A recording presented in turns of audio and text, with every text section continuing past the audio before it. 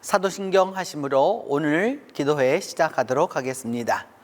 나는 전능하신 아버지 하나님 천지의 창조주를 믿습니다. 나는 그의 유일하신 아들 우리 주 예수 그리스도를 믿습니다. 그는 성령으로 잉태되어 동정녀 마리아에게서 나시고 본디오 빌라도에게 고난을 받아 십자가에 못 박혀 죽으시고 장사된 지 사흘 만에 죽은 자 가운데서 다시 살아나셨으며 하늘에 오르시어 전능하신 아버지 하나님 우편에 앉아 계시다가 거기로부터 살아있는 자와 죽은 자를 심판하러 오십니다. 나는 성령을 믿으며 거룩한 공교회와 성도의 교제와 죄를 용서받는 것과 몸의 부활과 영생을 믿습니다.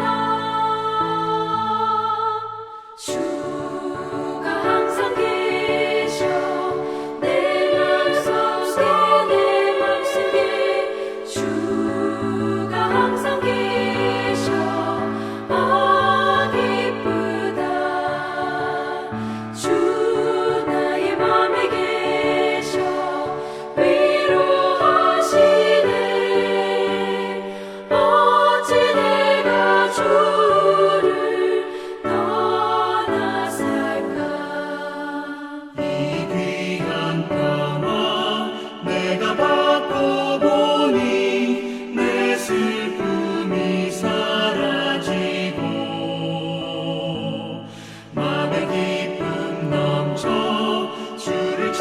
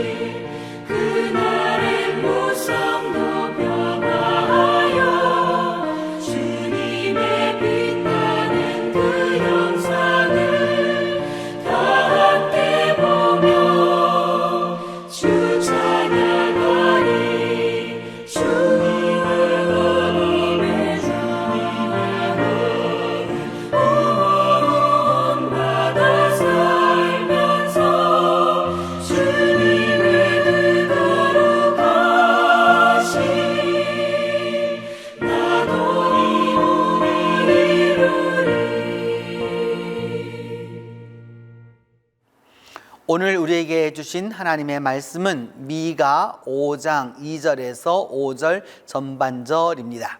구약 성경 미가 5장 2절에서 5절 전반절입니다.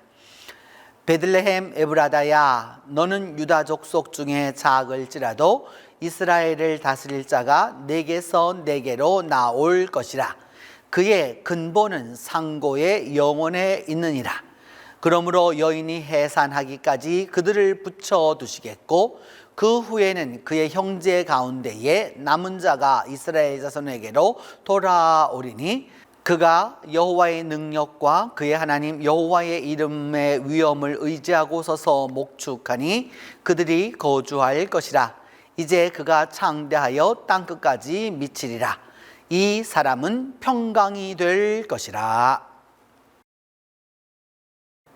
미가 예언서는 7장으로 구성되어 있는 이 12예언서 가운데에서 약 중간 정도에 해당한다라고 할 수 있습니다. 미가 예언자라고 되어 있어서 미가라고 하는 이 말은 축약형입니다. 원래는 미가야라고 하는 말이죠. 야는 여호와라는 뜻이고요. 미는 누구, 그 다음에 가라고 하는 말은 영어의 like 같은 뭐뭐처럼이라고 하는 전치사입니다. 그래서 미가야 하면은 누가 여호와 같겠느냐라는 그런 문자적인 뜻이지만 실질적으로는 여호와만한 분이 없다라고 하는 그런 의미를 갖고 있는 것이죠. 그래서 미가야라고 하는 그 예언자의 이름을 쓰고 있다라고 하는 것은 분명히 여호와의 예언자로서, 그리고 그 여호와가 가장 위대한 분이시다라고 하는 것을 전하고자 하는 바로 그러한 예언자입니다. 여러분, 이 미가 예언자는 우리가 대림절에 참 많이 읽게 되는 성경 본문 가운데 하나입니다. 베들레헴 에브라다야, 오늘 본문에 나와 있는 이 본문을 그 대림절에 예수 그리스도의 그 오심에 대한 두 번째 주일이죠. 평화의 주일에 쓰이게 되는 바로 이제 그런 부분이기 때문에 아주 익숙한 본문이라고 할 수 있는데, 미가 예언자는 요담과 아하스와 히스기야 시대를 살았던 그러한 예언자였습니다. 그렇기 때문에 그 시대적으로 본다면은 그가 주로 그 사역을 하였던 그 때는 이스라엘이 북왕국 이스라엘의 멸망과 아주 인접했었을 바로 그런 시대였습니다. 남왕국과 북왕국의 이름들이 쭉 이렇게 나오는 것으로 볼 때에, 그래서 그와 연관되어 있으면서 그 시대에 복음을 전했던 바로 그런 선지자입니다. 특별히 이 미가서는 다른 미가 예언자는 다른 예언자에 비하여서 두 가지를 아주 병행하고 있는데, 하나는 묵시라고 하는 부분이고 하나는 말씀이라고 하는 부분입니다. 이 묵시라고 하는 부분은 성경 안에서 여러 가지로 우리가 해석이 되게 되는데, 묵시라고 했었을 때에는 종말을 말할 때도 많이 나오게 되고요. 또 그리고 나서 심판에 대한 메시지를 쓸 때는 묵시를 많이 쓰게 되는데, 묵시라고 하는 말은 그 말 그대로 시라고 하는 게 보여준다는 뜻이죠. 그러니까 우리말로는 환상 혹은 꿈, 또 내지는 기적. 그런데 그런 것들이 다 어떻게 나타나느냐? 시각적으로 나타나는 것을 말합니다. 그러니까 눈으로 보는 것을 말하는 것이죠. 이렇게 눈으로 보는 것을 말하게 되어서 그것이 어떤 형태였는지 아주 괴상한, 어떤 때에는 논리에 맞지 않는, 그러면서도 그것이 또 분명하게 나타나는 것을 묵시라고 말하고, 말씀이라고 하는 것은 논리와 또 그리고 이성과 또 더불어서 사람의 마음을 이렇게 치는 청각적 요소입니다. 그러니까 묵시와 그 다음에 말씀이라고 하는 시각과 청각이라고 하는 이 두 가지를 아주 병행해서 말씀을 전했던 아주 귀한 선지자입니다. 이 미가서에 나와 있는 여러 가지 내용 중에서 오늘 본문은 메시아에 관한 것입니다. 메시아라고 하는 것은 이스라엘 백성들이 기대했었던 그 구원자인 것이죠. 이스라엘을 통치할 사람을 말하는 겁니다. 당시 오늘날은 우리가 왕정 시대를 살아가고 있지 않기 때문에 그런 의미를 많이 잊어버렸지만 이 시대만 해도 왕정이 되어야 되기 때문에 그 누군가가 통치자여야 합니다. 그러니까 지도자라고 보기보다는 통치자의 의미가 강하고 그 통치자라고 하는 것이 될 때에는 그 통치자가 올 때에는 어떤 부분이 이루어지게 되느냐, 이 미가서를 통한 그 메시아는 그 첫 번째가 남은 자에게서부터 비롯됩니다. 남은 자라고 하는 것은 하나님이 이스라엘을 선택하셨죠. 이스라엘 백성들 다 선택하셨지만 결국에 가서는 어떻게 되었느냐? 이스라엘이 나누어지게 되었죠. 10지파 이스라엘과 그 다음에 2지파 이스라엘을 남겨두어서 10지파 같은 경우는 나중에 유대인들이 아주 강하게 되고 나서부터는 아예 제거해버리죠. 그래서 열왕기에는 10지파가 나오지만은 역대기에는 열왕기에 나와 있는 부왕국의 내용을 아예 실지를 않습니다. 아예 빼버리는 거죠. 이렇게. 또 그리고 난 다음 이제 그 이스라엘 백성들이 포로되어서 갔다 돌아오고 여러 가지로 그런 어려운 환난과 핍박 속에서 이제 남아 있었던 사람들이 있게 됩니다. 그 남아 있던 사람들을 일컬어서 뭐라고 말하느냐? 남은 자라고 이렇게 말하게 되는데 바로 이 남은 자 가운데서 그 남은 자들을 통해서 이제 하나님이 역사를 이루어 가실 건데 그 남은 자를 다스려서 다시 새롭게 싹신하게 되고 다시 일어나게 할 것은 바로 다윗을 통한 언약을 통해서 이루게 됩니다. 다윗에 대한 언약은 사무엘하 7장에 나와 있는 대로 하나님이 영원한 언약을 맺어서 결코 내 이 다윗의 위가 멸망하지 않는다라고 말씀했던 거죠. 그런 부분에 있어서 이 유대의 멸망이라고 하는 것, 이스라엘의 멸망이라고 하는 것은 유대인들과 당시 사람들에게는 엄청난 충격 가운데도 충격이었습니다. 그랬기 때문에 멸망하지 않을 영원할 이 왕조가 멸망을 했기 때문에 거기에 대한 그 말씀으로 주어진 것이 뭐냐? 다윗에 대한 언약으로 주어질 것이다 라고 말씀하는 것이죠. 바로 그렇기 때문에 그 다윗에 대한 언약으로 이루어지는 것이 우리가 마태복음에도 나타나고 누가복음에도 나타나는 이런 여러 족보들을 통해서 보면서 무엇을 알게 되느냐? 인류의 그를 구원하시기 위하여 오시는 그 메시아가 바로 예수 그리스도이고 그 예수 그리스도는 다윗의 자손이다 라고 하는 것을 알게 되는 것이죠. 그래서 다윗의 자손이여, 그 여러분 우리가 아는 대로 종려주일에 그 다윗의 자손이라고 말하는 부분은 그냥 단순한 것이 아니라 다윗과 맺었던 하나님과의 그 언약의 약속이 그대로 이루어지는 것이다 라고 하는 것을 말씀하는 겁니다. 그러면서 오늘 본문은 그 메시아에 대한 출생에 대하여서 아주 구체적으로 이야기합니다. 그것은 어디였느냐 하면 베들레헴 에브라다였습니다.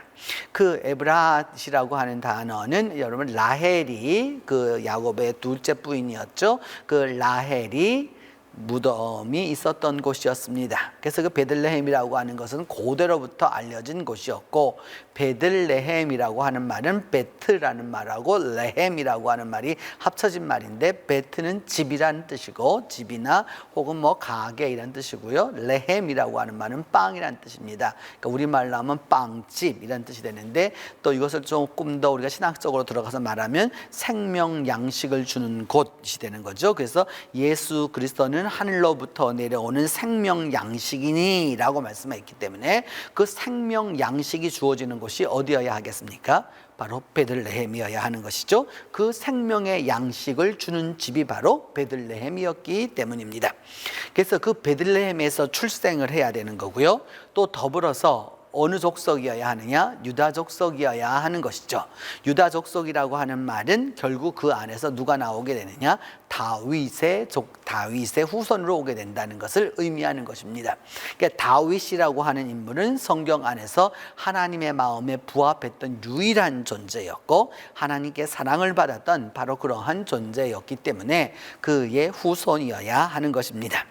그러면서 이의 그 기원이, 그 메시아의 기원이 어디에 있느냐라고 말하면, 우리는 단순히 그냥 2000년 전 예수님이 태어나셨군 이런 것이 아니라 오늘 성경은 말하고 있죠. 뭐냐 하면은 그것이 언제냐? 상고의 태초에라. 그래서 그 시점, 창조 시점부터 하나님의 구원 역사는 계획되고 있었다라고 하는 것을 말씀하고 계시는 것이죠. 오늘도 우리가 믿음 안에서 살아가면서 여러분 우리가 기억해 두어야 할 것은 바로 이런 것입니다. 하나님의 말씀이 때때로 내게 꿈으로, 환상으로, 또 때로는 그것이 어떤 기적적인 것에 대한 그 눈으로 볼 수 있는 그런 것, 시각적으로 주어지기도 하고요. 또 더불어서 말씀을 통해서 주어지기도 합니다. 그런 부분에 있어서 우리가 교회에 나와서 말씀을 들을 때에 그 자세가 아주 중요한 것이죠. 그냥 듣는다고 듣는 게 아니기 때문입니다. 하나님의 말씀을 듣는 것이죠. 사람을 통해서 전달되나 그러나 분명한 것은 하나님의 말씀으로. 그래서 데살로니가 교회에 말한 대로 너희가 이 우리의 말로 받지 아니하고 하나님의 말씀으로 받음이니 라고 이렇게 말씀할 때에 이 말씀이 아주 중요한 것이죠. 그래서 여러분 목사의 말을 들으려고 하지 말고 하나님의 말씀을 들으려고 하는 것이 아주 중요한 것입니다. 그리하여서 우리를 다스려 주실 분이 필요한 것이죠. 우리의 영과 육과 생각과 언어와 믿음과 이 모든 것을 주관하셔서 우리로 하여금 믿음의 생활을 바로 할 수 있도록 만들어 주실 그 메시아가 필요한 것이죠. 그 메시아의 시작은 태초부터 시작이 되었습니다. 곧 내가 태어날 때부터 시작된 거와 똑같은 것이죠. 나와 연관해 볼 때에는. 그런 부분에 있어서 우리는 이 메시아의 그 오심을 기억해야 될 것이고, 그 메시아는 마지막으로 무엇이 되느냐? 평화를 주는 분이 되는 것입니다. 평화라고 하는 것이 신앙의 궁극적 단계인 것이죠. 그냥 우리가 인류가 전쟁이 없고 그냥 싸우지 아니하고 다투지 않는다는 것이 아니라, 중요한 것은 무엇이냐? 우리 마음의 내적인 평강도 있어야 되고요, 외적인 평강도 있어야 되고, 교회의 평강도 있어야 되고, 가정의 평강도 있어야 되고, 나라의 평강도 있어야 되고, 세계의 평강도 있어야 되는 것이죠. 오늘날 우리가 이 코로나19로 인해서 얼마나 세계가 어지러워하고 있습니까? 평화가 오고 있지 않죠? 그렇기 때문에 메시아가 오셨을 때에는 이 평강이 이루어진다라고 말씀하고 있는 것입니다.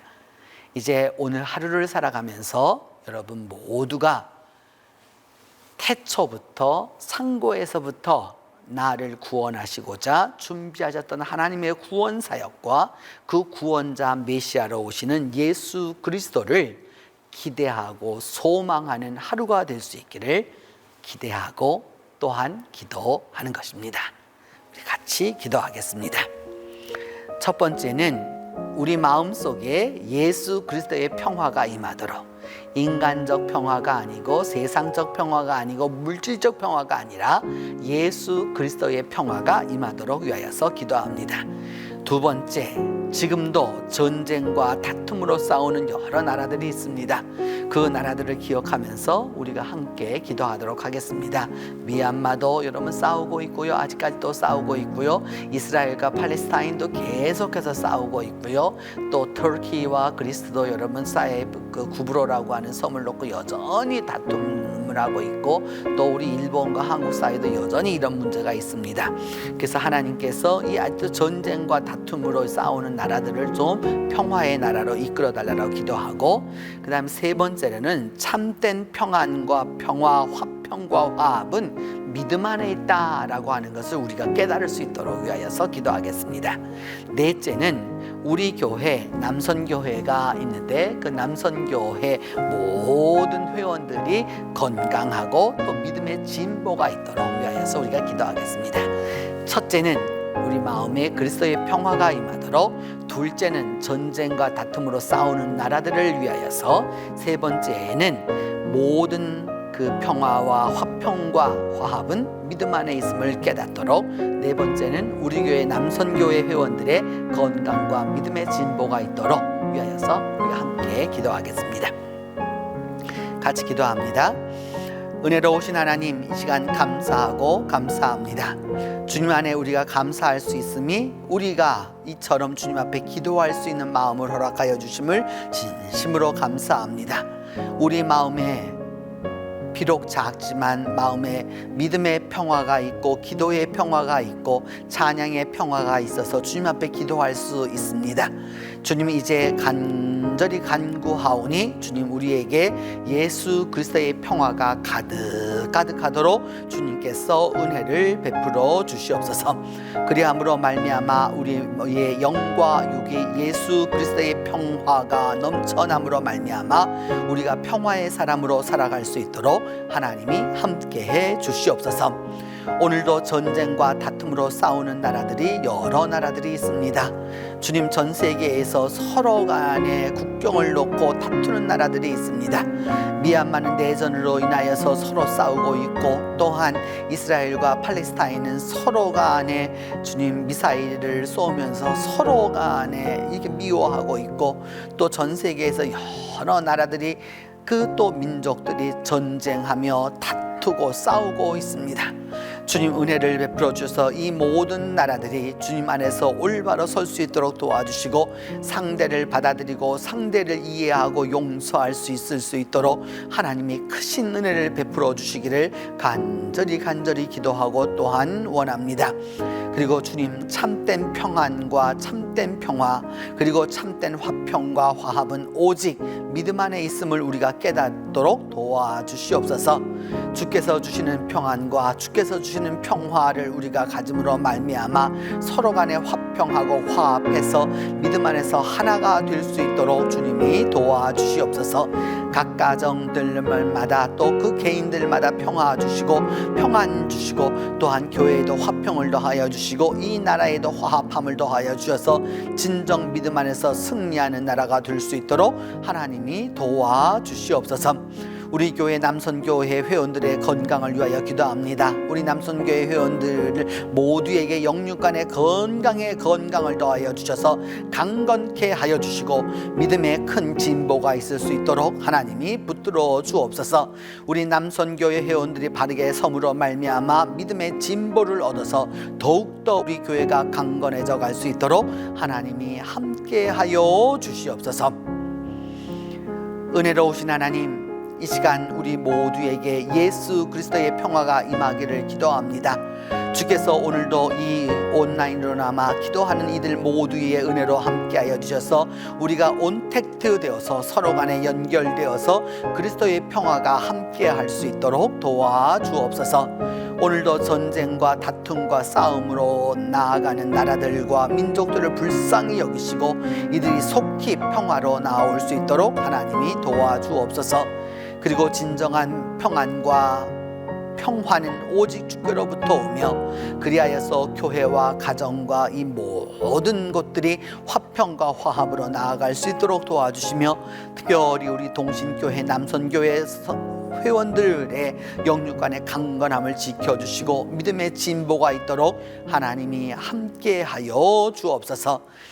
이제 다 함께 주님께서 가르쳐 준 기도로 오늘 기도회에 마치도록 합니다. 하늘에 계신 우리 아버지, 아버지의 이름을 거룩하게 하시며 아버지의 나라가 오게 하시며 아버지의 뜻이 하늘에서와 같이 땅에서도 이루어지게 하소서.